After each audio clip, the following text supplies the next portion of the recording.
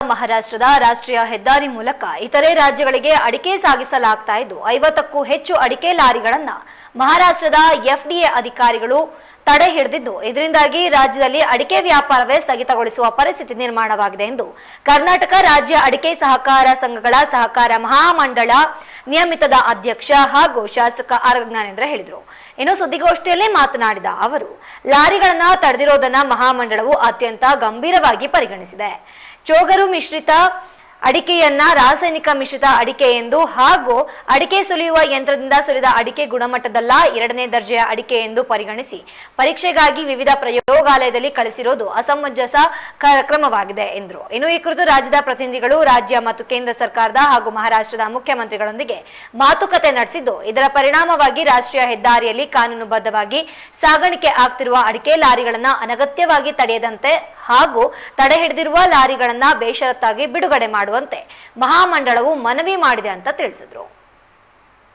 ಉತ್ತರ ಭಾಗದ ಅನೇಕ ರಾಜ್ಯಗಳಿಗೆ ರವಾನೆ ಆಗ್ತಾ ಇದೆ. ಇಲ್ಲಿಂದ ಅದು ಶಿವಮೊಗ್ಗ ಇರ್ಬೋದು, ಸಾಗರ ಇರ್ಬೋದು, ಶಿರ್ಸಿ ಇರ್ಬೋದು, ಅನೇಕ ಮಾರುಕಟ್ಟೆಯಿಂದ ಹೋಗ್ತಾ ಇದೆ.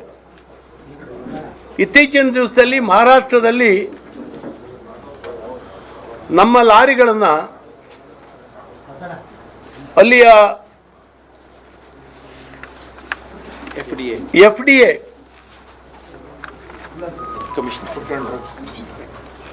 ಎಫ್ಡಿಎ ಅಧಿಕಾರಿಗಳು ತಡೆದು ನಿಲ್ಲಿಸ್ತಾ ಇದ್ದಾರೆ, ಸೀಸ್ ಮಾಡ್ತಾ ಇದ್ದಾರೆ. ಈಗಾಗಲೇ ನಮ್ಮ ಮಾಹಿತಿಯ ಪ್ರಕಾರ ಸುಮಾರು 30 ಲಾರಿಗಳನ್ನು ನಿಲ್ಲಿಸಿದ್ದಾರೆ. ಇದರಿಂದ ಆತಂಕಕ್ಕೆ ಒಳಗಾಗಿರ್ತಕ್ಕಂಥ ನಾವು ಈ ಬಗ್ಗೆ ಮಾತಾಡಲಿಕ್ಕೆ ಜೂನ್ 9 ಮತ್ತು 10ನೇ ತಾರೀಕು ಡೆಲ್ಲಿಗೆ ಒಂದು ನಿಯೋಗ ಹೋಗಿದ್ವಿ. ನಾನು ಅಡಿಕೆ ಮಹಾಮಂಡಲದ ಅಧ್ಯಕ್ಷ ಮತ್ತು ಮಂಗಳೂರಿನ ಕ್ಯಾಂಪ್ಕೋ ಅಧ್ಯಕ್ಷರಾದಂಥ ಸತೀಶ್ ಚಂದ್ರ ಅವರು, ನಮ್ಮ ಚನ್ನಗಿರಿಯ ತುಮಕೋಸಿನ ಅಧ್ಯಕ್ಷರಾದಂಥ ಶಿವಕುಮಾರ್ ಅವರು,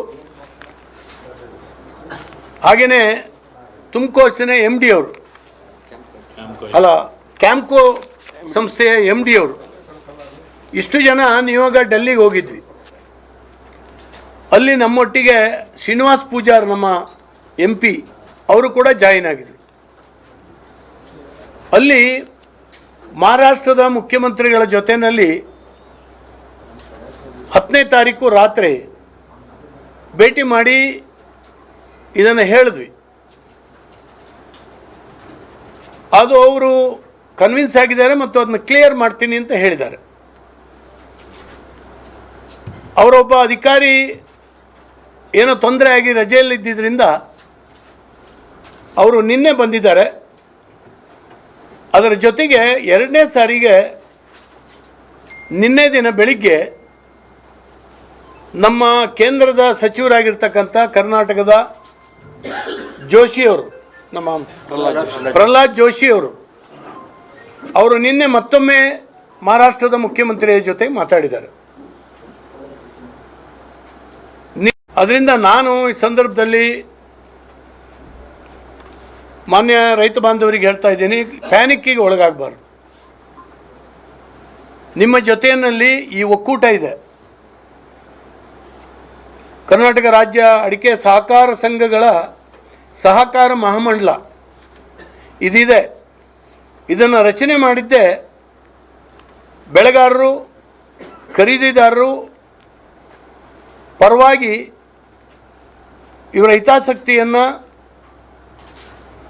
ಮತ್ತು ನಿರಂತರವಾದಂಥ ಸಂಶೋಧನೆ, ಕಾನೂನು ಮತ್ತು ಆಡಳಿತಾತ್ಮಕವಾದಂಥ ಸಮಸ್ಯೆಗಳ ವಿರುದ್ಧ ಹೋರಾಟ ಮಾಡಲಿಕ್ಕಾಗಿ ಇಂಥ ಒಂದು ಸಂಸ್ಥೆಯನ್ನು ಹುಟ್ಟಾಕಿದ್ದೀವಿ. ಅನೇಕ ವರ್ಷದಿಂದ ಇದು ಹೋರಾಟ ಮಾಡ್ತಾ ಇದೆ ಸಂಸ್ಥೆ. ನೀವು ಈಗಾಗಲೇ ಪರಿಚಯ ಮಾಡ್ಕೊಂಡ್ರಿ. ನಮ್ಮ ಇಡೀ ರಾಜ್ಯದ ಸಹಕಾರ ಇವತ್ತು ಇನ್ನೂ ಕೂಡ ಕೆಲವರು ಬರಲಿಲ್ಲ, ಇನ್ಮೇಲೆ ಬರ್ತಾರೆ. ಇವತ್ತು ಮೀಟಿಂಗ್ ಕೂಡ ಇದೆ. ಒಟ್ಟಾರೆ ಮೇಲೆ ಹೋರಾಟ ಮಾಡ್ತಾ ಇದ್ದೀವಿ. ಒಂದು ಶಾಶ್ವತವಾದಂಥ